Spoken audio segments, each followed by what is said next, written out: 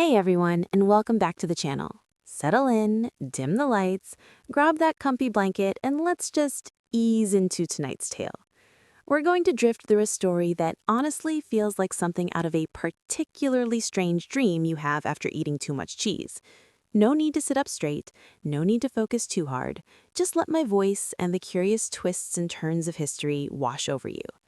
Tonight, we're talking about a man who managed to pull off one of the most audacious and, frankly, ridiculous cons in history. Not once, but twice. Yes, we're delving into the curious case of the man who sold the Eiffel Tower. Our story begins, as so many do, in a world just starting to grapple with the dizzying pace of modernity, a world where grand structures like the Eiffel Tower had only recently scraped the heavens. It was the early 20th century, a time of flappers and jazz, of burgeoning industrialism and apparently incredibly gullible scrap metal dealers. Our protagonist, or perhaps our antagonist, depending on your perspective, was born in Czechoslovakia in 1870.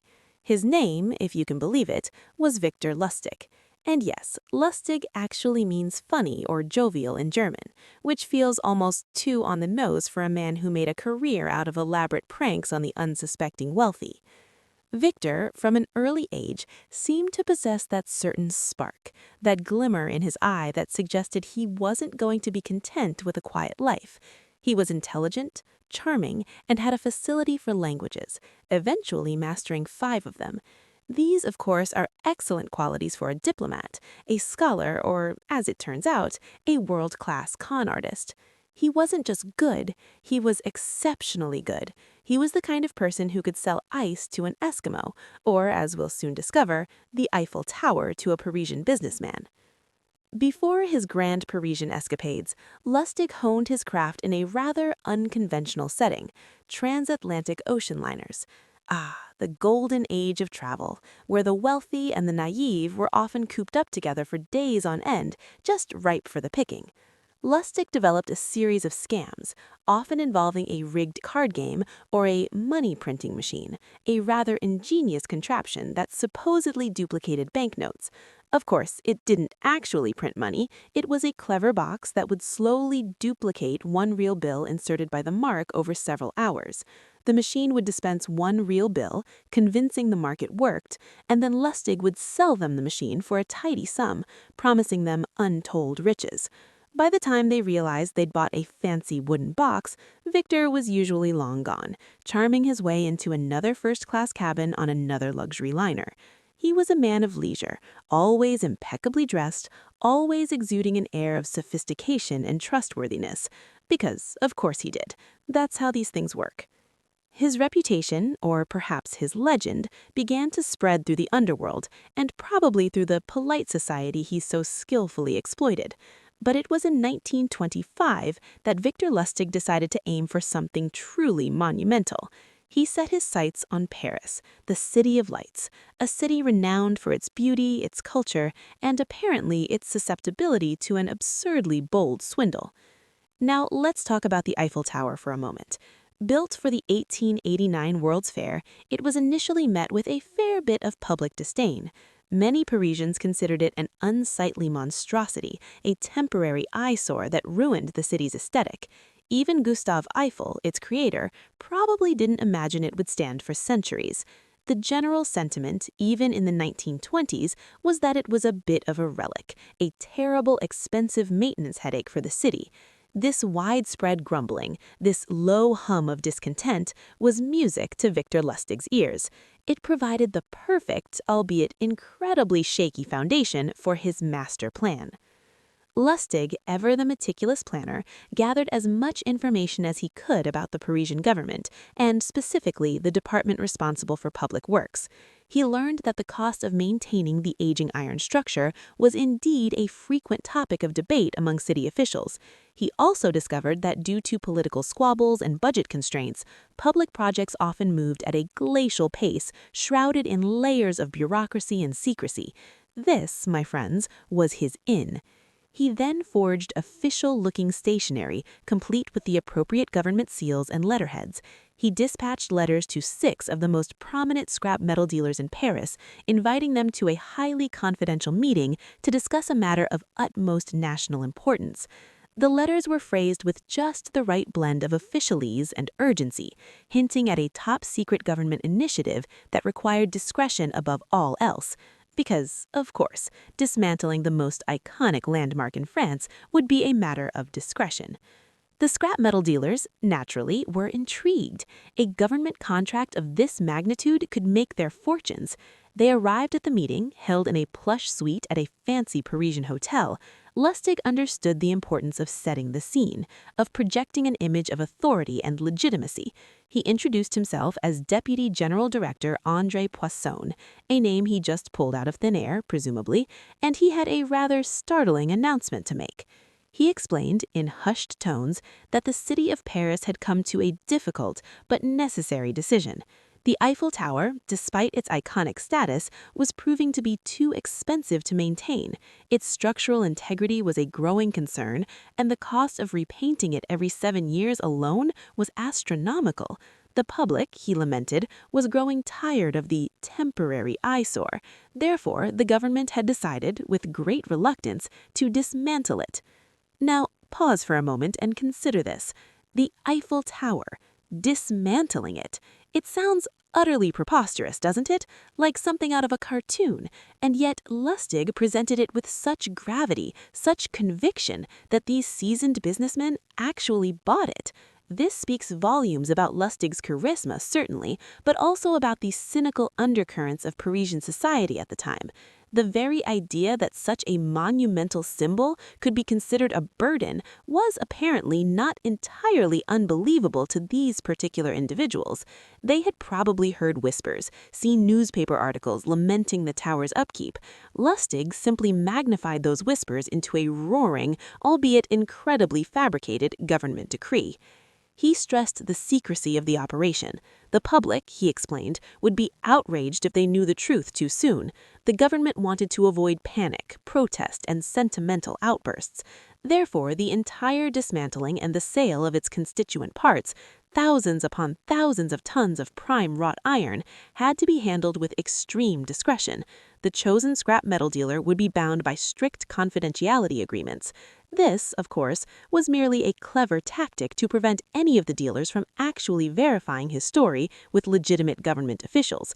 Because why would you verify a top-secret government project? That would just be rude, wouldn't it?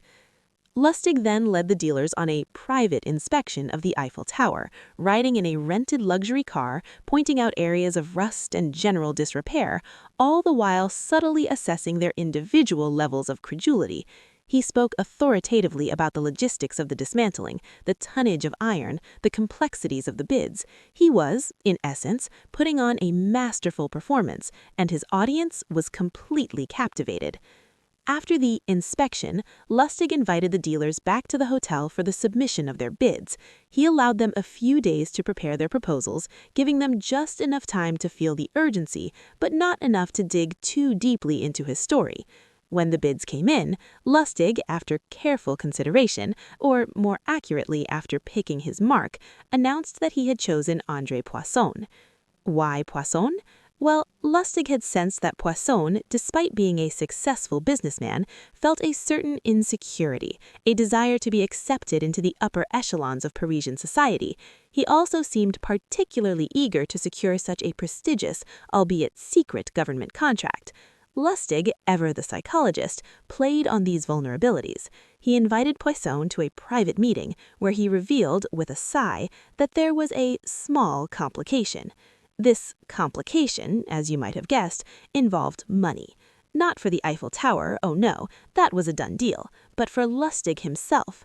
He explained that as a humble civil servant, his salary was rather modest, and he was struggling to make ends meet, especially with the demanding nature of his important government work. He hinted, rather broadly, that a gratuity or a bribe, he used more delicate terms of course, would be greatly appreciated to smooth over the final details of the contract. Now, this was a crucial step in the scam. By asking for a bribe, Lustig wasn't just trying to get more money, he was also testing Poisson's moral compass. If Poisson was willing to pay a bribe, it meant he was implicitly admitting complicity in a potentially shady deal. It would make him less likely to go to the authorities if something went wrong, because he would be admitting to a crime himself. It was a brilliant psychological maneuver, doubling down on the secrecy and solidifying Poisson's commitment to the deception. Poisson, eager to secure the massive contract, and perhaps also flattered to be brought into Lustig's confidence, agreed to pay the bribe. The exact amount isn't entirely clear, but it was a substantial sum, enough to comfortably set Lustig up for a good long while. With the bribe in hand and the contract for the Eiffel Tower supposedly signed, Lustig promptly boarded a train for Vienna, leaving a bewildered André Poisson to await the official dismantling schedule, which, of course, never came. It took Poisson a little while to realize he'd been had. The days turned into weeks, and no word came from Deputy General Director André Poisson. No wrecking crews appeared at the Eiffel. Charles was born into a family where his parents, Philip IV and Mariana of Austria, were uncle and niece. And that was just the immediate generation. His family tree was a tangled web of overlapping branches. His grandmother was also his aunt. His great-grandmother was his great-aunt. The genetic load he inherited was simply staggering. It's estimated that his coefficient of inbreeding was higher than that of a child born from an incestuous brother-sister union. Let that sink in for a moment. From the moment of his birth, it was clear that Charles was different. He was sickly, frail, and suffered from a host of physical deformities. He had the quintessential Habsburg jaw, so pronounced that he couldn't chew his food properly and drooled almost constantly. His tongue was so large that he had difficulty speaking, making his speech almost unintelligible. He didn't learn to walk until he was 8 years old and didn't learn to speak until he was 4. His childhood was a constant struggle against illness, delayed development, and the weight of an entire empire resting on his tiny, fragile shoulders. His intellectual development was also severely impaired. He was described by contemporary observers as simple and feeble-minded. His education was minimal, and he showed little interest or aptitude for learning. He spent his days largely supervised by his mother and various tutors, all of whom struggled to make any significant headway. It was a tragic situation, a child born to immense power, but utterly lacking the capacity to wield it. Despite his physical and mental limitations, Charles II was still the King of Spain, a vast empire that stretched across the globe. He ruled, at least nominally, for 35 years, but his reign was largely characterized by political instability, military setbacks, and a constant struggle for succession. The real power lay in the hands of his mother, Mariana, and a revolving door of courtiers and advisors who essentially ran the country, while the king remained largely a figurehead, drifting through his days in a fog of ill health and confusion. He married twice, both times in desperate attempts to produce an heir and secure the Habsburg line. His first wife was Marie-Louise of Orleans, a French princess. Their marriage was, by all accounts, a tragic affair. Marie-Louise was vivacious and beautiful, but she found life in the rigid, austere Spanish court and, with her sickly, almost childlike husband, incredibly depressing. She desperately tried to conceive, but after 10 years of marriage, she died childless, probably from appendicitis, though rumors of poisoning were, of course, abundant, because when you're a queen in a dysfunctional court, everything is a conspiracy. Charles's second wife was Maria Anna of Neuburg, a German princess. She was chosen specifically for her proven fertility, having come from a large family. But even her robust genes couldn't overcome Charles's overwhelming infertility. Despite all efforts, all prayers, and all the desperate hope of the Spanish court, Charles II remained childless. His body simply wasn't capable of reproduction, another devastating consequence of his genetic legacy. As he aged, Charles's health continued to deteriorate. He suffered from convulsions, hallucinations, and spells of severe depression. His body was racked with pain, and he seems to be in a constant state of decay. When he finally died in 1700, at the relatively young age of 38, his autopsy revealed a shocking array of internal deformities.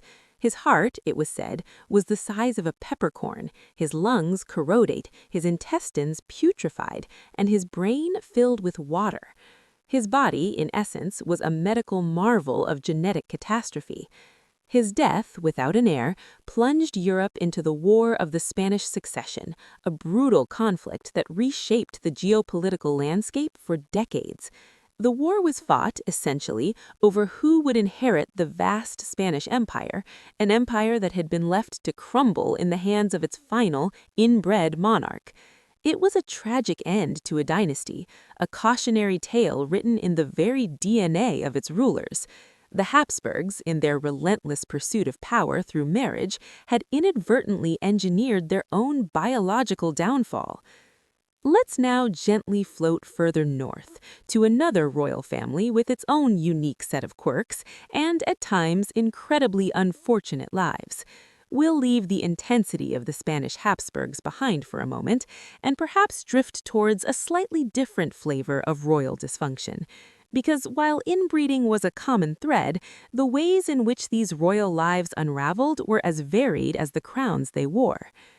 Consider the children of royal families throughout history, often pampered, always under intense scrutiny, and constantly burdened by expectations they could never truly meet. They were, in many ways, prisoners of their birthright, their lives dictated by dynastic politics, strategic alliances, and the constant pressure to produce heirs.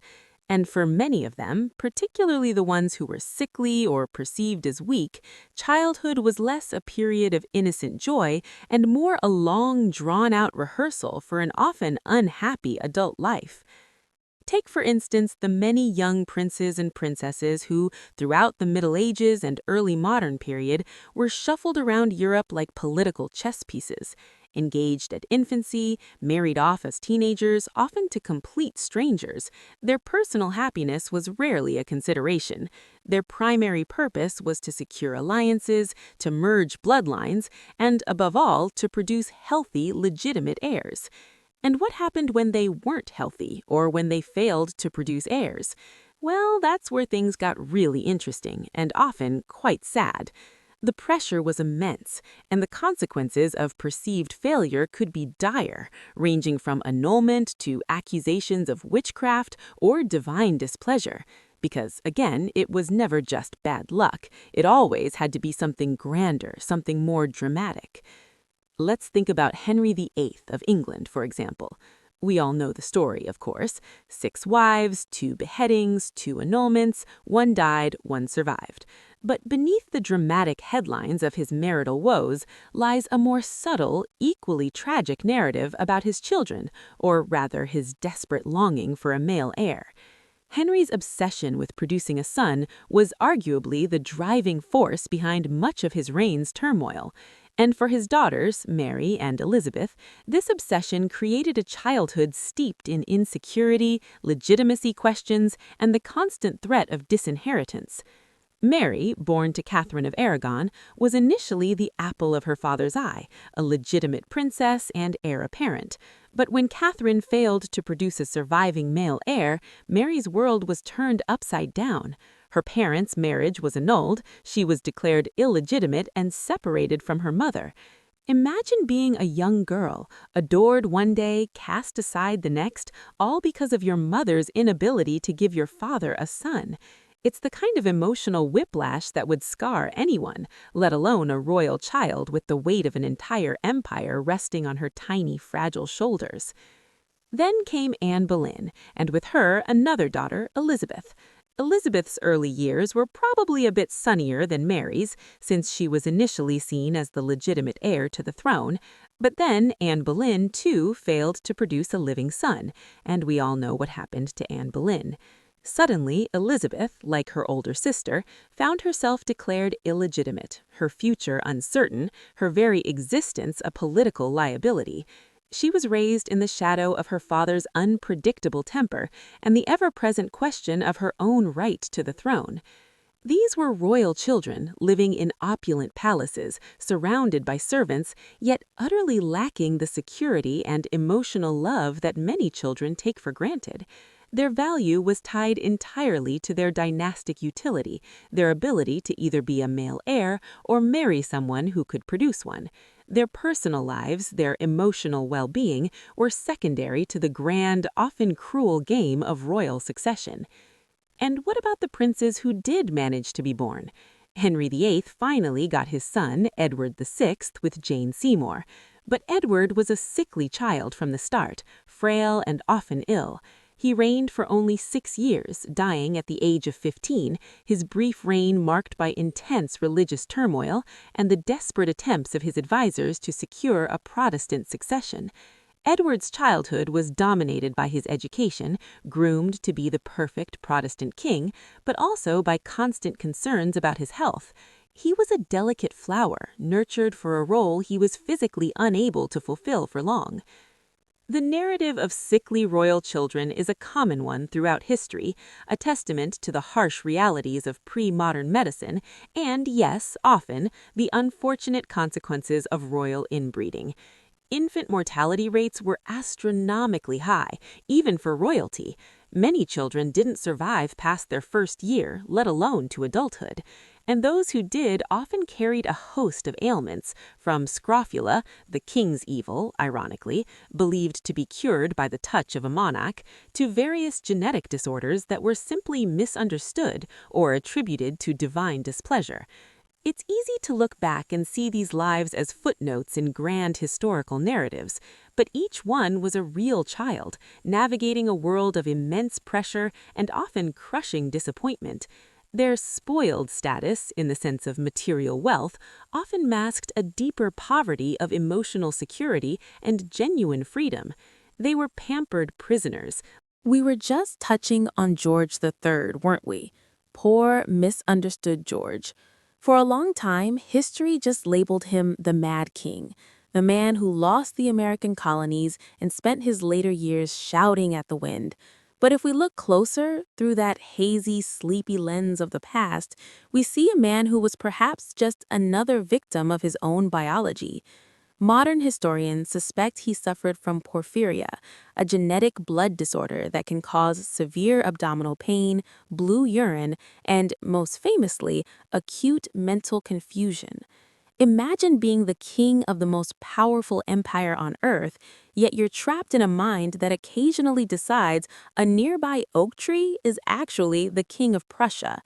There are accounts of George III wandering the gardens of Kew, striking up a very formal, very polite conversation with a tree, convinced he was settling a diplomatic dispute. It's almost sweet in a tragic way. He wasn't trying to be a tyrant. His brain was just elsewhere. He'd talk for hours until he literally foamed at the mouth, his doctors treating him with blistering poultices and straitjackets, which, as you can imagine, didn't help the royal temperament much. Because why use medicine when you can use leather straps? But let's float across the English Channel, away from the gardens of Kew, and drift toward the Holy Roman Empire. If George III was a man losing his grip on reality, Rudolph II was a man who had decided reality was simply too boring to inhabit. The Alchemist of Prague. Rudolph II, a Habsburg, of course, because who else, moves the imperial court to Prague in the late 16th century. Now, most emperors spend their time worrying about borders, taxes, and the occasional peasant revolt. Rudolph? Not so much. He was a man of the occult. He turned his palace into a giant, dusty laboratory. He was obsessed with finding the philosopher's stone and the elixir of life. He surrounded himself with astronomers like Tycho Brahe and Johannes Kepler, but also with a literal army of charlatans, alchemists, and magicians who promised to turn lead into gold. Rudolph was famously melancholic. He'd spend weeks locked in his Kunstkammer, his cabinet of curiosities.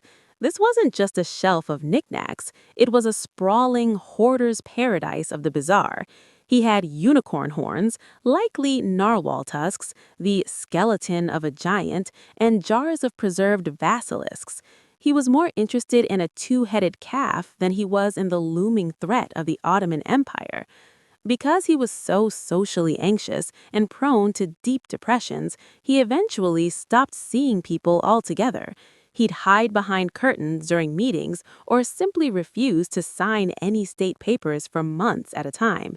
The empire was essentially running on autopilot while the emperor was in the basement trying to talk to angels.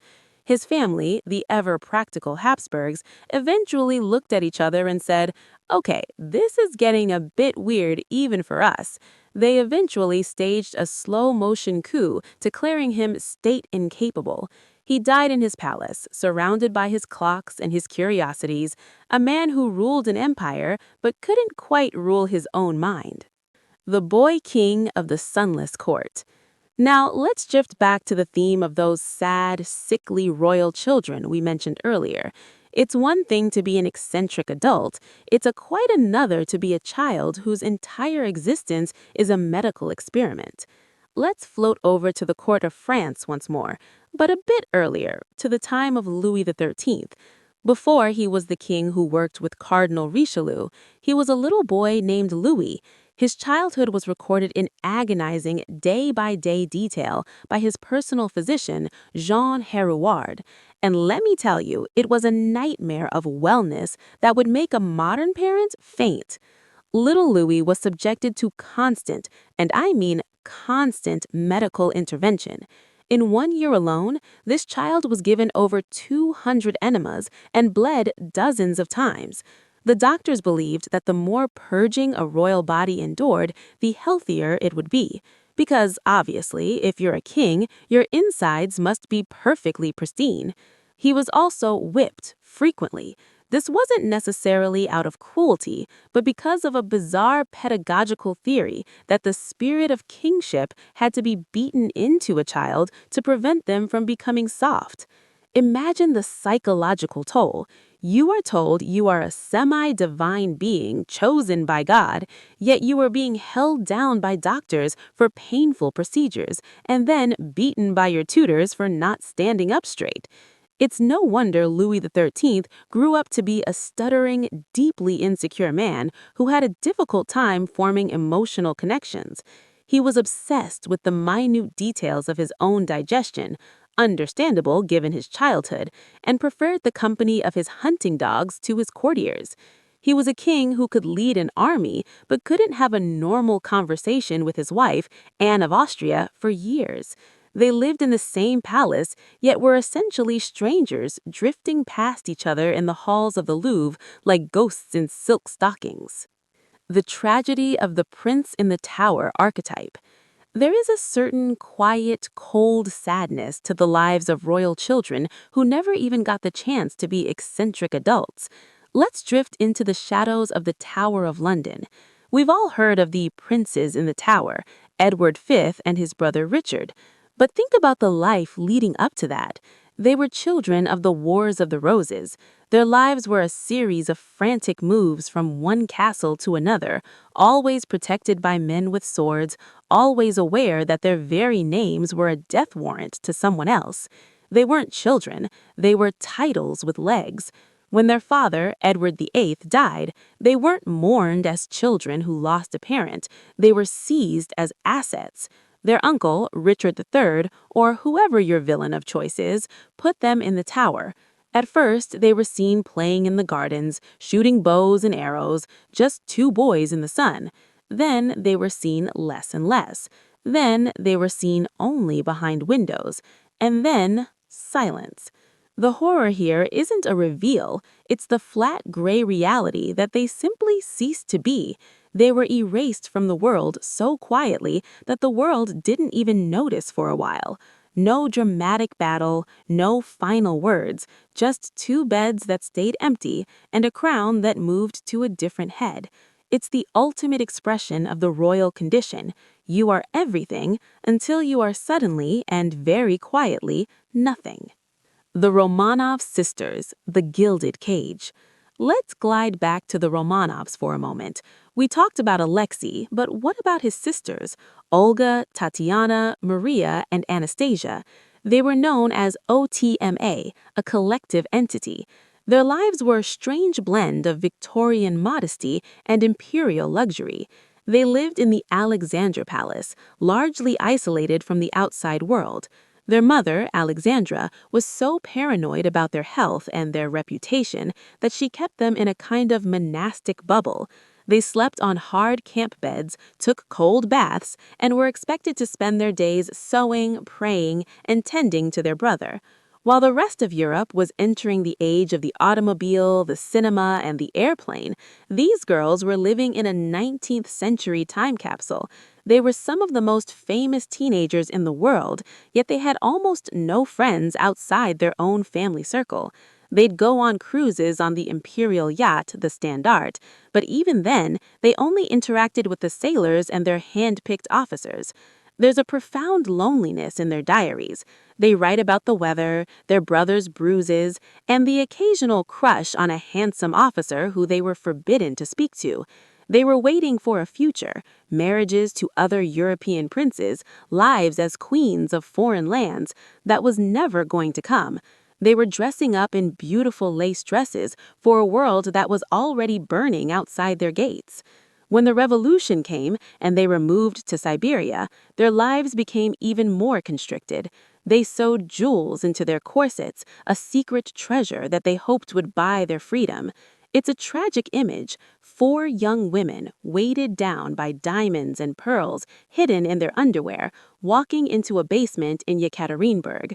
The very symbols of their wealth and status became a physical burden, making them literally heavy with the weight of their own dynasty. The Mad King of Bavaria, living in a fairy tale. Let's move to someone who took the gilded cage and decided to decorate it with theatrical sets. We're going to Bavaria to meet Ludwig II. He was the Swan King. He was tall, handsome, and utterly uninterested in the boring reality of 19th century politics. He hated Munich, he hated his ministers, he hated the Prussian influence. So what did he do? He used the state treasury and his own massive debt to build castles that looked like they were designed by a set designer for a Wagnerian opera. Neuschwanstein is the famous one, the Disney castle. But for Ludwig, it wasn't a tourist attraction, it was a retreat. He was a night owl. He'd wake up at sunset and spend his nights riding through the Bavarian Alps in an elaborate gilded sledge, his servants dressed in 18th century livery. He'd have private performances of operas where he was the only person in the audience. He was obsessed with the idea of being an absolute monarch in an age of parliaments. He lived in a fantasy where he was a knight of the Round Table or a French sun king. Let's float over to Denmark for a moment, because if we're talking about royal dysfunction, it's only fair we visit the court of Christian VII. Now, if you ever feel like you're having a bad day at work, just remember the Danish court in the late 1700s. It was a place where the king's favorite pastime was, and I'm not making this up, jumping over guests during formal dinners or engaging in mock street brawls where he'd break the windows of his own subjects. Part 3. The King of Glass and the Princess of Pears. Christian VII was, in the kindest terms possible, a royal disaster. He became king at 17, and it was immediately apparent that he was not exactly monarch material. He was tiny, incredibly high-strung, and likely suffered from a form of schizophrenia, though at the time, people just called it nervous exhaustion. He had this curious habit of slapping people in the face mid-conversation, not out of anger, mind you, just because he felt like it, and then running away giggling. His advisors, in their infinite wisdom, decided that what this erratic, violent, and deeply confused teenager needed was a wife, because as history has shown us time and time again, marriage is the perfect cure for a severe mental health crisis. They chose Caroline Matilda, the sister of George III of England, the tree talker we met earlier. Poor Caroline was only 15 when she arrived in Denmark, and she quickly realized that her husband was more interested in his favorite drinking buddy, a man about town named Conrad Hulk, than he was in her. Christian and Hulk would spend their nights carousing through the taverns of Copenhagen incognito. The king would get into fistfights, lose his royal jewelry in the gutter, and then stumble back to the palace to be dressed for a morning meeting about tax reform. Eventually, Christian's mental state deteriorated to the point where he became convinced he was made of glass. He was terrified that if he sat down too quickly, he would shatter into 1,000 pieces. It makes for a very awkward coronation ceremony when the king is afraid to touch the throne. Into this chaos stepped Johann Friedrich Struensee, the king's doctor. Struensee was a man of the Enlightenment. He liked science, reform, and, as it turned out, the queen. Since Christian was mostly busy pretending to be a window pane or hiding under tables, Struensee effectively took over the government. He passed thousands of progressive laws, while also conducting a very public affair with Caroline Matilda. It was a bizarre three-way dynamic. The doctor ruled the country, the queen loved the doctor, and the king, well, the king just thought it was great that someone was finally taking the boring stuff off his hands so he could go back to his favorite hobby of play fighting with his African servant, Moranti. Eventually, the conservative Danish nobles got tired of the Doctor King and staged a coup. Struensee was executed in a particularly gruesome fashion. Caroline Matilda was exiled, and Christian VII was left to drift through the rest of his reign in a catatonic stupor, occasionally emerging to sign a paper he didn't read or to bark like a dog at a foreign ambassador. He was a king in name only, a ghost in a gilded palace, proving once again that the divine right often forgot to include the divine ability.